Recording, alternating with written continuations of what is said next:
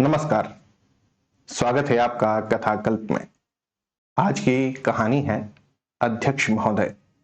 रचनाकार है हरिशंकर परसाई और स्वर है प्रवीण दीक्षित का। विधानमंडलों में थोड़ी नोकझोंक, दिलचस्प टिप्पणी, रिमार्क, हल्की फुल्की बातें सब कही चलती हैं। जब अंग्रेजी सरकार थी तब केंद्र में सेंट्रल असेंबली थी। इसमें बड़े जबरदस्त लोग थे। सरदार वल्लभ भाई पटेल के बड़े भाई विठल भाई पटेल अध्यक्ष थे। असेंबली के अधिवेशन के पहले उन्होंने देखा मेरा अध्यक्ष का आसन नीचे है और ब्रिटिश वायसराय का ऊपर। विठल भाई ने एतराज किया कि मैं अध्यक्ष हूं, आपकी कुर्सी मेरी कुर्सी से ऊंचे पर नहीं हो सकती। आखिर वायसराय का आसन बराबरी पर किया गया। इस असेंबली में बड़े ऊंचे व्यक्तित्व थे। एस सत्यमूर्ति और मोहम्मद अली जिन्ना जैसे लोग थे। मोतीलाल नेहरू थे। जिन्ना जब पहली बार बोलने को खड़े हुए तो उन्होंने कहा, mister chairman, this is my मैडन speech.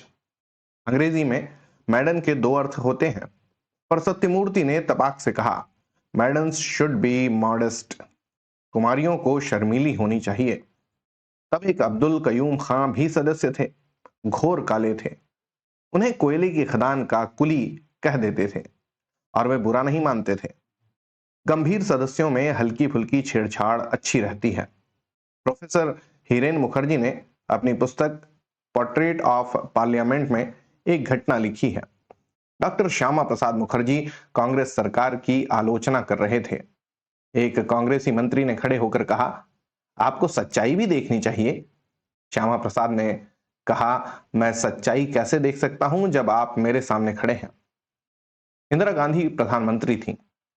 अरब के शाह ने उन्हें हीरों का हार भेंट किया था। ऐसे उपहार व्यक्तिगत नहीं होते, वे सरकारी खजाने में रख दिए जाते हैं।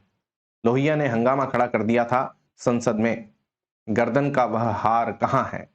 लोहिया के बाद S.A. डांगे बोले, मैं उन लोगों में नहीं हूं जो प्रधानमंत्री की गर्दन देखते रहते हैं। मैं उनकी गर्दन के ऊपर देखता हूं कि उनके दिमाग में क्या है। फिर डांगे दूसरे विषय पर बोले, हमारे यहां आम शिकायत है कि हमारी विधायिकाओं का स्तर बहुत गिर गया है।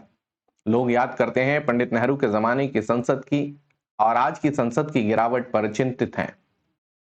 नेहरू के समय जो संसदीय मर्यादाएं थीं, वे अब भंग होती गईं और संसदीय आचरण में लगातार गिरावट आई।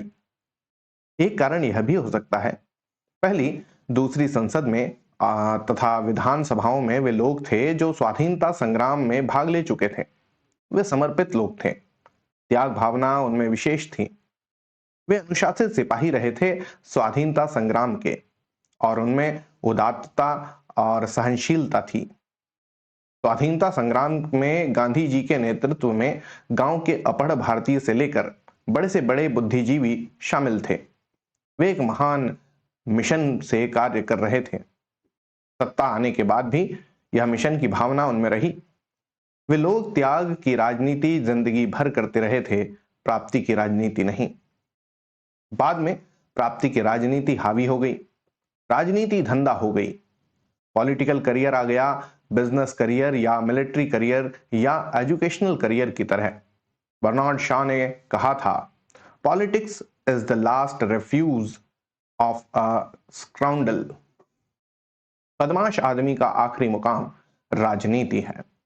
बर्नार्ड शॉ का कथन अतिवादी है, पूरी तरह ठीक नहीं, पर यह सही है कि राजनीति में घटिया से घटिया आदमी आने लगे। पॉलिटिकल करियर दूसरे देशों में भी होता है, पर उनकी जीविका का साधन दूसरा होता है। राजनीति उनकी जीविका नहीं होती।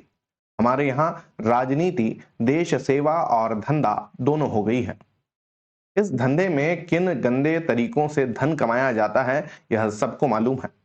जैसे सब यह जानते हैं कि तबादलों का मौसम राजनेताओं के पैसा कमाने का मौसम है। फिर हमारी चुनाव पद्धति ऐसी है कि पहले उसमें धन आया और फिर अपराधी आए। धीरे धीरे बढ़ते बढ़ते ऐसा आज हो गया कि विधानसभा की सीट जीतने के लिए 15-20 लाख रुपए और 2000 किराए के गुंडे चाहिए। बिहार की नेकनामी है कि यहां हर नेता के पास अपराधी गिरोह होता है, काला पैसा होता है, लुटेरे लूटते भी हैं और चुनाव प्रचार भी करते हैं, धन भी बांटा जाता है। तेरा तुझको सौंपत का लागत है मौर। सदनों की कार्यवाही का हाल यह है कि राज्यसभा के भूतपूर्व अध्यक्ष डॉक्टर शंकर दयाल शर्मा रो पड़े थे। इतनी हुल्लड़, अनुशासनहीनता और अराजकता। एक बात कही जा सकती है, ये हमारे समाज के प्रतिनिधि हैं, इस नाते समाज में जो हो रहा है नहीं करें तो झूठे प्रतिनिधि कहलाएंगे। मगर ये हमारे माननीय सदस्य पान के ठेले पर खड़े होकर और चाय की गुमटी में घंटा भर बैठकर लोगों की बातें सुने। वे क्या कहते हैं, उनकी शिकायतें क्या हैं, उनका दुख दर्द क्या है, यह भी सुने कि वे अपने भाग्य विधाताओं को बहुत गाली देते हैं। सदन की बैठक शुरू होते ही काम रोको के 4-5 प्रस्ताव जरूरी भी और गैर जरूरी भी। फिर बात बात पर रोक टोक, बहिर्गमन, अध्यक्ष को चुनौती, घूंसे तान कर एक दूसरे पर झपटना, अध्यक्ष के आसन के सामने इकट्ठे बैठ जाना, कोई कार्यवाही नहीं होने देना, देश की समस्याओं पर विचार कम, एक दूसरे को उखाड़ने की कार्यवाही अधिक। इनकी एक अलग छोटी सी दुनिया है। सदन में वे अपनी ही प्रतिध्वनि सुनते हैं और खुश होते हैं। बाहर की दुनिया वहां नहीं पहुंचती। एक तो राजनीति में अपराधियों का प्रवेश और उनकी प्रतिष्ठा, दूसरे सांसदों और विधायकों की यह अराजकता, संसदीय लोकतंत्र के लिए खतरा बढ़ रहा है। तो ये थी आज की व्यंग्य रचना, एक लेख हरिशंकर परसाई का। आपको कैसा लगा जरूर बताइएगा। होती है अगली कहानी में फिर मुलाकात। तब तक के लिए जय हिंद।